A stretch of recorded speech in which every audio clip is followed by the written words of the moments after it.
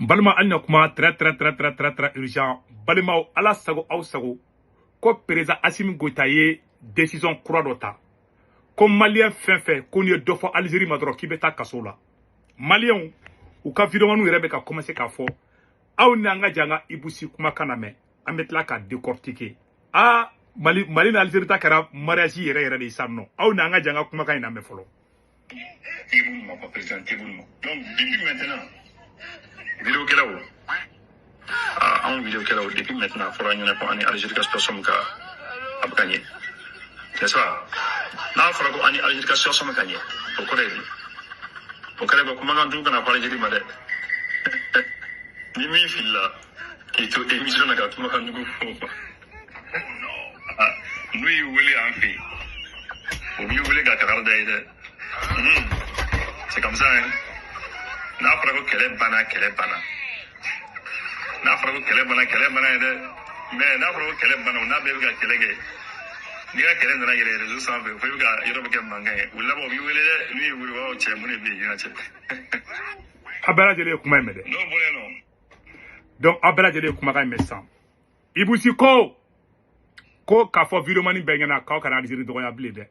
ko n'a ye Algérie dɔgɔya dɔrɔn ko ayiwa ko cybercriminalité Adama Coulibaly k'a b'aw wuli ala sago aw sago a bɛɛ lajɛlen ye kumakan in mɛn sisan maliyɛnw y'o de fɔ an ɲɛna n'i bɛ mɔgɔninfin supporter kana taa mɔgɔw neni mɔgɔw nɔfɛ a y'a dabila argument contre argument ayiwa k'aw ka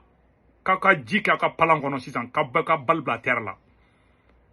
viremani minnu bɛ ka bɔ ka awa sɔɔni tuguni i b'a ye u b'a fɔ ko hali Côte d'Ivoire filata turu bɛ na don dɔ la a bɛ fɔ k'a kana kuma jugu fɔ Faransi ma o bɛɛ fana bɛ na don dɔ la don min ni bi tɛ kelen ye ko Algérie dɔgɔyali ko k'a dabila Mali kɔnɔ Ibousi y'a fɔ dɛ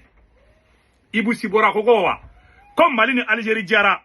ko maa kana kuma jugu fɔ Algérie ma dɛ ko n'i ye kuma jugu fɔ Algérie ma dɔrɔn awa k'i bɛ wele fanga mɔgɔw b'i wele maliyɛnw Mali ka di sisan Mali transition ka di sisan bravo ko Algérie kana dɔgɔya bilen ko Algérie dɔgɔya Mali ka dabila donc le fait que Mali ni Algérie jara sa donc ko minnu bɛ aradiko minnu bɛ yen Boubou Mabel Diawara ale ni Abdou Niang a kɔlɔsi dɛ sinon a bɛ taa a b'a yɛrɛ sɔrɔ cybercriminalité la dɛ kuma kɛ ni filɛ bɛɛ ɲɛkɔrɔ bɛɛ lajɛlen ye kuma in mɛn Mali a bɛɛ lajɛlen nin mɛn dɛ o de kosɔn a bɛ fɔ an na n'a bɛ mɔgɔw dɛmɛ a ye mɔgɔ dɛmɛ cogo dɔn ka tugu mɔgɔw kɔ ka mɔgɔ wɛrɛw la gosi a kana mɔgɔw neni mɔgɔ nɔfɛ don dɔ bɛ k'a la Assimi Goïta b'a fɔ ko Alassane Ouattara tɛ neni Mali la bilen don dɔ bɛ k'a la Assimi Goïta b'a fɔ ko Faransi tɛ neni Mali la bilen fo n'a sarana maliyɛnw da ɲa dɛ sinon don dɔ la o bɛ na dɛ a bɛɛ lajɛlen ye kumakan in mɛn dɛ ko Algérie nɛni ka dabila Algérie min n'olu yɛrɛ nana Nations Unies na ko Algérie de bɛ ko ka maajugu bila ka maliyɛnw faga olu de ko bi ko ayi maliyɛnw a yɛrɛ fanga ye dɛ bon Ibousi mun filɛ ka kuma tan Ibousi tɛ bɔ a kunfɛ Mali activiste bɛɛ fɛn fɛn bɛ ka transition dɛmɛ mɔgɔ kelen min ni Assimi bɛ kuma téléphone na direct o ye Ibousi de a fɛn fɛn bɛ Assimi ka numéro t'a si bolo ne de Sékou Tounkara fɔ a la mɔgɔ kelen min ni Assimi tun bɛ kuma téléphone na Ben le cerveau Ibousi ani Sékou Tounkara a banna mɔgɔ wɛrɛ si ni mɔgɔ fɔ a bɛɛ nkalon tigɛ la anw ni Assimi ne Sékou Tounkara ne na Assimi tun bɛ communiquer très bien yap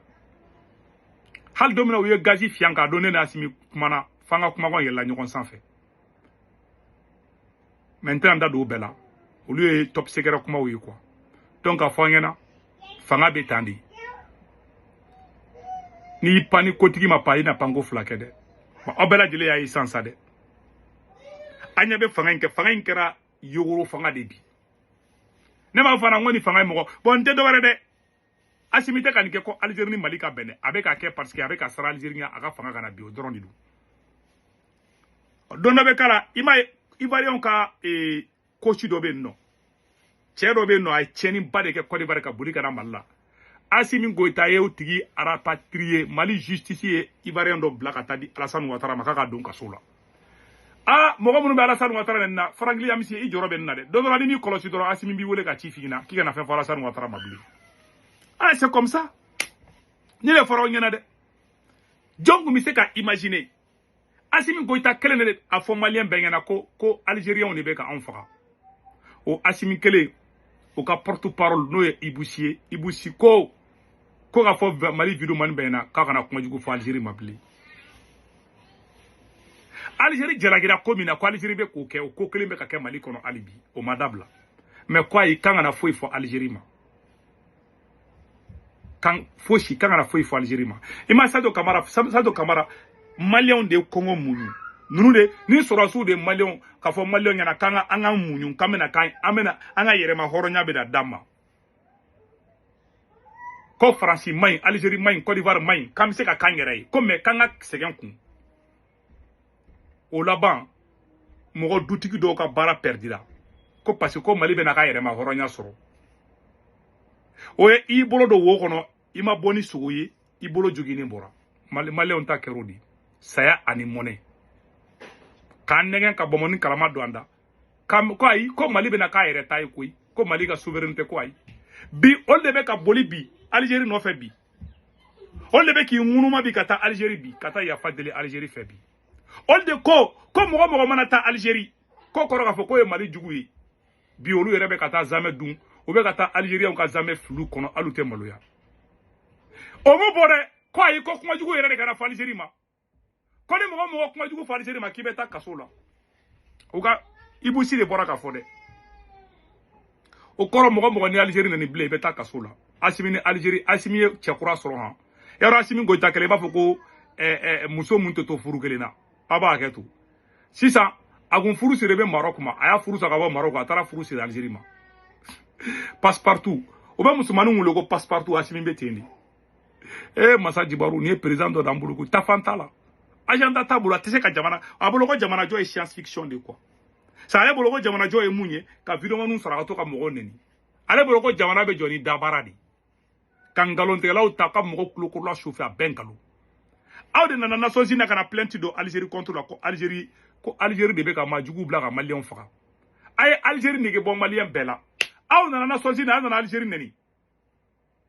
aw kɛra ka maloya tuguni Algérie a y'an ŋunuma ko Algérie o de kosɔn ne bɛ AES lajɛ AES président ninnu u ma révolution faamu wallahi billahi Cuban président kɔrɔ ye Fidel Castro Cubain de la ka marche dɔ kɛ ko kɔngɔ b'u la ko minɔgɔ b'u la Malien bɛ ka kuma in lamɛn dɛ Cubain de la ka marche Fidel Castro a ye discours kalan a ye mun kɛ a bɛ ka discours kalan a bɛ heure 4 ou bien heure 3 bɔ a ko wala ɲaga sɛgɛn faamu en 94 an taara 80 kɔmɛ a ye autorisation di Cubain ma k'u bɛ se ka bɔ ko walayi k'aw sɛgɛnna ko mais ko ni mun bɛ se ka muɲu ka muɲu ni mun bɛ se ka bɔ ka bɔ ko walayi k'aw sɛgɛnna a bɛ fɔ de ma ko leader i bɛ communiquer n'i ka jamana ye Assimi Goïta b'a yɛrɛ ka intérêt kɛlɛ la a tɛ Maliko kɛlɛ la dɛ n bɛ fɛ Malien bɛɛ k'o bila kunkolo la n'Assimi ta ye Maliko de a tun bɛ Malien minnu bɛ kaso la a tun b'o bɛɛ de bila parce que a ye nkalon nɔrɔ u la mais a t'olu bila a bɛ boli Algérie nɔfɛ a filɛ nin a don dɔ la Assimi bɛna décret ta ko Faransi tɛ nani Mali kɔnɔ don dɔ la Assimi bɛna décret ta ko Alassane Ouattara tɛ nani Mali kɔnɔ sara an y'an ban fɛn fɛn na kunun an bɛ ka segin o bɛɛ de ma bi parce que a nana i fili révolution na ka na révolutionnaire bɛɛ don kaso la a yɛrɛ t'a dɔn a bɛ taa sira kelen mun fɛ